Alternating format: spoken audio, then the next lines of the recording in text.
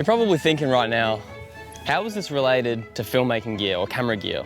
Well, if you're anything like me, you've probably got a bunch of camera gear and lighting gear and stuff like that you always need to carry around on shoots. Also tripods, stands, sandbags, power cables, any other cases. It really stacks up on you. Well, to make life a little bit easier, you can just chuck it all in there.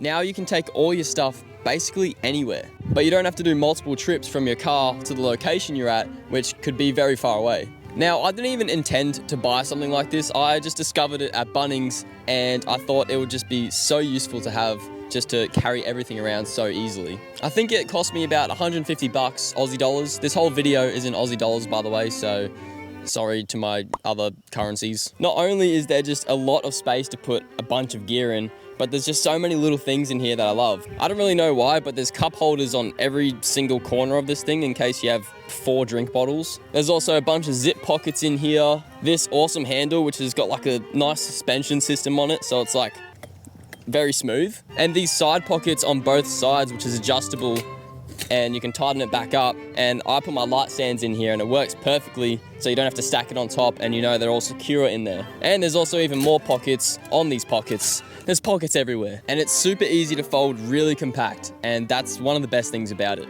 I just think it's so cool. I don't know why I'm so excited about it. I used it on a music video shoot recently and it was just so handy to have almost like a central hub of all my gear just to base up, you know what I mean? I honestly couldn't recommend something like this more. Like, for 150 bucks, it's awesome. So right off the bat, I'm gonna give this a 10 out of 10. This little guy is very useful. It's basically an action camera that can detach itself from its screen, which just makes it very versatile. It can shoot 10-bit 4K 60, which is more than enough for me. I usually just stick to 4K 25 at 8-bit, and it's perfectly fine. Most of my use cases with this camera is to use it for POV content and just easy BTS stuff. I can easily attach this to the top of my hat with a provided clip, so it is super easy to get POV footage. Or I can just mount this basically anywhere because it is so small with any type of clamp arm, and the whole body is magnetic, so this can magnetize to any magnetic surface, which is, again, a really cool feature. Even though this camera can overheat in recording in hot conditions and higher quality modes, I don't think it's a big deal personally, and I've never really had many real world issues overheating. Even though this cost me about 500 bucks, I actually think it's pretty worth it. So I'm gonna give it a really good score of 8 out of 10. Okay, this one may seem a little bit boring for most people, but it's actually a very important piece of gear, especially if you're into lighting. This is a normal light stand, but this is a C-stand. It's a lot heavier and bulkier than a normal light stand, but that also means it's less likely to fall over and ruin your whole light rig, especially once you sandbag the legs. It can go super high compared to a normal light stand, which means for the first time ever, I can light from outside my window. And with a boom arm, you can set up overhead lighting and also overhead camera setups so you can get easy top-down shots. I've used this C-stand on quite a few shoots now, and so far, it hasn't failed me. Even though it is on the cheapest side of C-stands, this one is from Newer, and I think I got it for like 150 bucks on Amazon. It still feels decently high quality and sturdy enough to handle any of my lighting setups. The only real downside I can think of having a C-stand is just because it is a little bit bigger than your normal light stand, and having a bunch of these would absolutely suck to carry around, especially if you're on a shoot. But apart from that, it is a really solid piece of gear to have. So again, I'm gonna give this an 8 out of 10. This is a camera, and this is a screen on a camera. It's not very big, it's hard to see focus most of the time, and it's even worse in direct sunlight. That's where this comes in.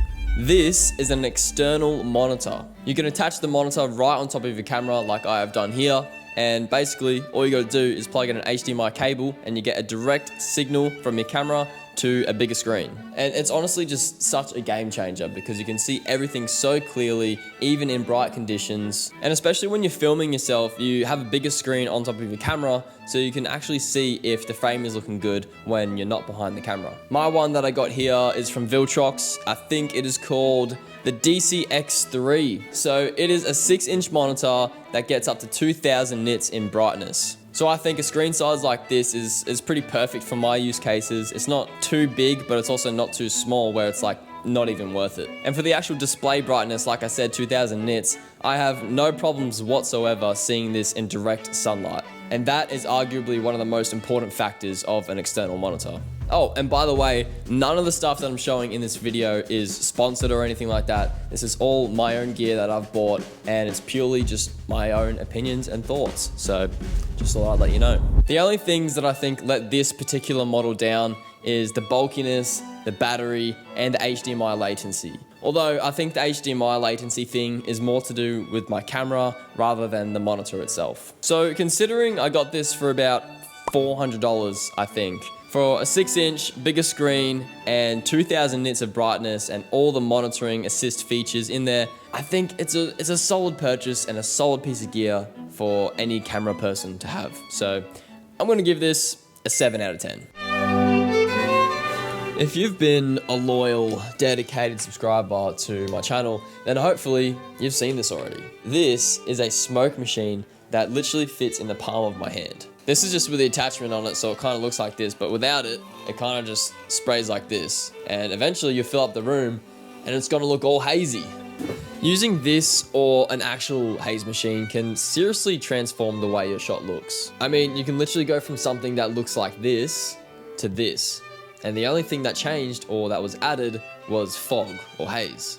This specific one is from Ulanzi. I think it's called the Filmog FM02 or something like that. It's not going to have anywhere near the same power or output capacity as an actual proper haze machine would have, but for this form factor and size, I'd say it does its job pretty well. My only real nitpicks with this particular device, at least, is not the fact that it does overheat. That's fine, especially for this type of form factor. But when it does overheat, it just takes a really long time for it to cool down so you can use it again. And the haze liquid that you actually put in here just tends to get everywhere. I don't know if I have like a leak or something. There's always some sort of residue that hangs around the device, like chamber, and also just on top of my case. And it makes everything just slippery and wet and kind of gross.